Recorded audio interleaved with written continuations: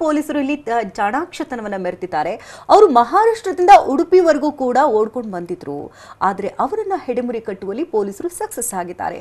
ಹಾಗಾದ್ರೆ ಪೊಲೀಸರು ಯಾವ ರೀತಿ ಬಲೆ ಬೀಸಿದ್ರು, ಆ ಕಳ್ಳರು ಸಿಕ್ಕಿಬಿದ್ದಿದ್ದು ಹೇಗೆ, ಈ ಘಟನೆ ಏನು, ಆ ಕುರಿತ ವಿವರ ಇಲ್ಲಿದೆ.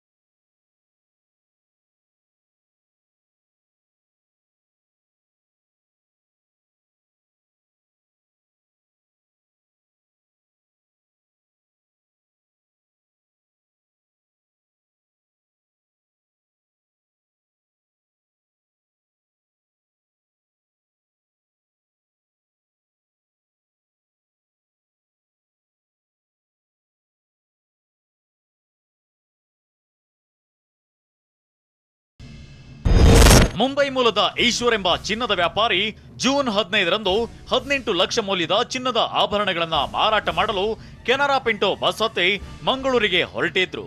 ರಾತ್ರಿಯೆಲ್ಲ ಪ್ರಯಾಣ ಮಾಡಿ ಬೆಳಿಗ್ಗೆ ಉಡುಪಿ ಜಿಲ್ಲೆ ಬೈಂದೂರಿನ ಅರೇಶಿರೂರು ಬಳಿ ತಿಂಡಿ ತಿನ್ನಲು ಬಸ್ ನಿಲ್ಲಿಸಲಾಗಿತ್ತು. ಪ್ರಯಾಣಿಕರು ಬಸ್ ಇಳಿದು ಹೋಟೆಲ್ಗೆ ಹೋದದ್ದೇ ತಡ.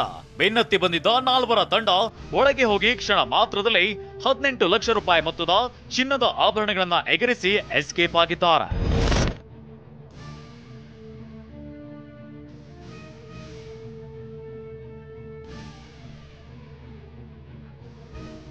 ಅವರನ್ನ ಹಿಡಿಯಲು ಬಸ್ ಕಂಡಕ್ಟರ್ ಪ್ರಯತ್ನಿಸಿದ್ರು, ಫಲ ನೀಡಲಿಲ್ಲ.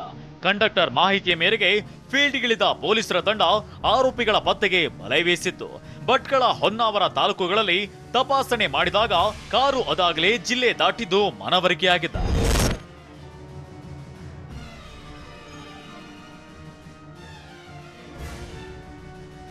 ಚಿನ್ನದ ಆಭರಣಗಳು ಅವೆಲ್ಲ ಇಯರ್ ಸ್ಟಡ್ಸ್ ಮತ್ತು ನೋಸ್ ಸ್ಟಡ್ಸ್ ಇರ್ತವೆ. ಅವರು ಮುಂಬೈನಲ್ಲಿ ಪರ್ಚೇಸ್ ಮಾಡಿ ಮಂಗಳೂರು ಮತ್ತು ಹೈದರಾಬಾದ್ನಲ್ಲಿ ಮಾರಾಟ ಮಾಡೋದು ಅವರ ಕೆಲಸ. ಸೊ ಅವರು ತೊಗೊಂಡು ಮಂಗಳೂರಿಗೆ ಮಾರಾಟ ಮಾಡಲಿಕ್ಕೆ ಬರ್ತಾಯಿದ್ರು. ಇದು ಮಧ್ಯಪ್ರದೇಶದೊಂದು ಗ್ಯಾಂಗ್ ಇದು. ಸೊ ಇದು ಹಳೇ ಕಳ್ಳರ ಗ್ಯಾಂಗ್ ಇದು.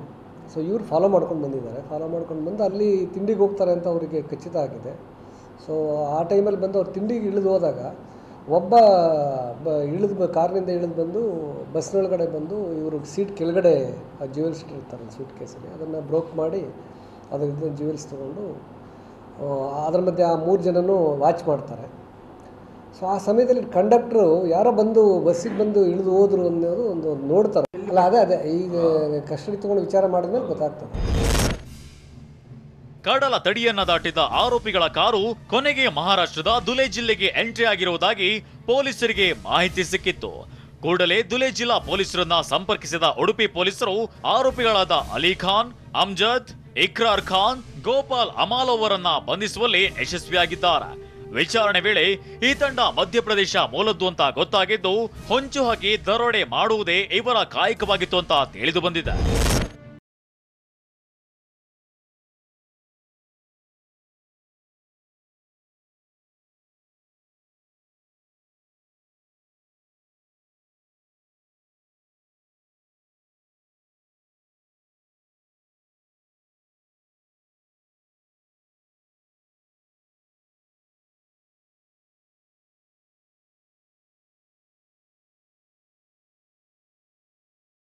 TV9 ಉಡುಪಿ.